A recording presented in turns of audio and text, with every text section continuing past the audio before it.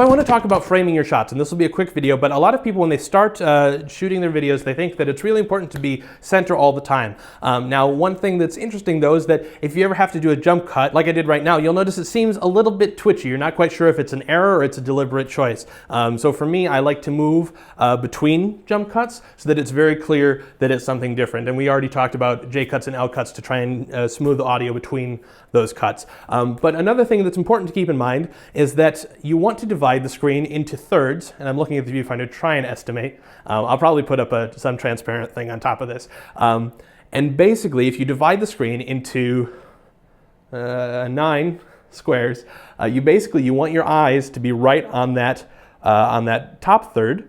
And you want to make sure that there's a little bit of space above your head. And if you can set the camera up right, you can get it so that your eyes are pretty much on that line, no matter how close you are. And this is fairly good. It's a little bit off. I'm sure I'll see worse when I get the transparent thing up. But also just setting your subject a little bit to the side.